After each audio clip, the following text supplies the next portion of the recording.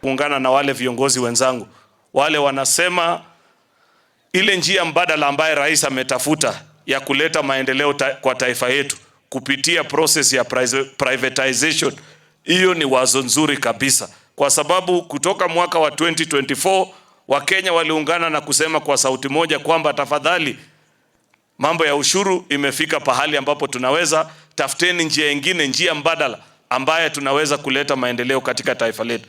Na ndiposa rais aliketi chini akafanya mpango mzuri, akaangalia kwamba kuna viwanda vingi vya serikali ambaye vikiwekwa mikono watu ambao wale wanajua kufanya kazi hiyo bora kushinda serikali, mwananchi atafaidika.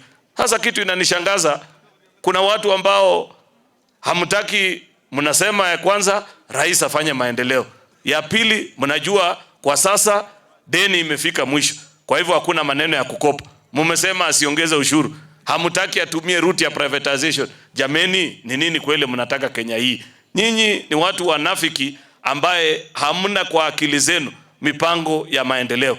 Ya mwisho kabisa, jana nimesikia mmoja wa rafiki zetu hao wa kisiasa, sana sana yule ambaye tulimfukuza, akiwaambia wenzake kwa opposition kwamba kiti ya rais haiwezi kupatikana kwa mahoteli, ati watoke wakutane na wananchi. Mimi nakubaliana naye, lakini ningemuongezea kidogo nimwambie pia hiyo kiti ya rais haipeani kwa mazishi. Kuja baka kwa wananchi basi. Waacha siasa ya kuzunguka kila mahali pale kuna mazishi, sasa unageuza ni mkutano ya kuongea fitina na uongo kuhusu rais. Kama wewe unaona uko na nguvu na uwezo ya kuongoza taifa la Kenya, zunguka Kenya mzima. Kuja baka hapa Nandi, tuambie ni mpango gani uko naye kuhusu maisha yetu. Tukisikia uko na mpango mzuri kushinda ile tunasikia, basi tutakusikia. Lakini isikuwe tu maneno ya kusema porojo hii ilikuwa, hii hajafanyika. Na nikiwaangalia kama mmeanza kuporomoka kabla hamjapata serikali, nyinyi mtawezana na serikali kweli? Nyinyi ni watu wa mwezi. Tafadhali mjipange, mngojee 2032 wale watakuwa wamefika wawapeleke nyumbani sasa with finality. Hakuna siku nyinyi mtaongoza na hiyo tabia. Hakuna government since independence imeinvest kwa sports infrastructure kuliko serikali ya William Samoei Ruto.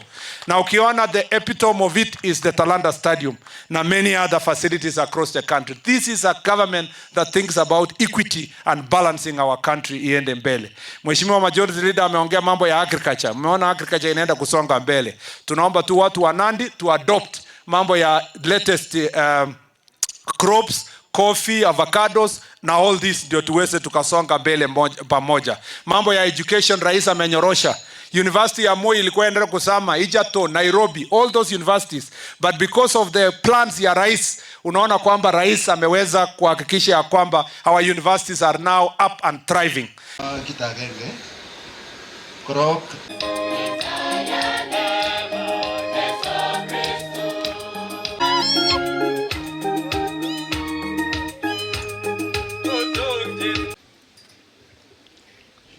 Neno taekchi au ketokchi.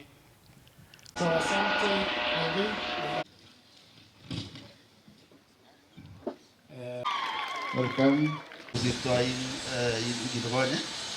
by design, not by design, but all.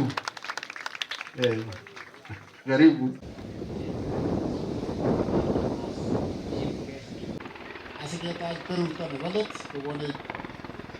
Of majority in Senate, welcome.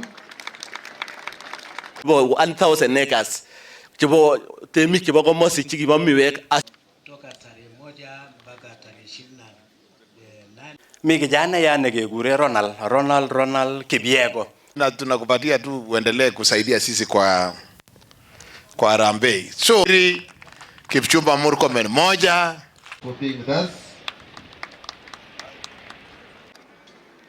Kongwe.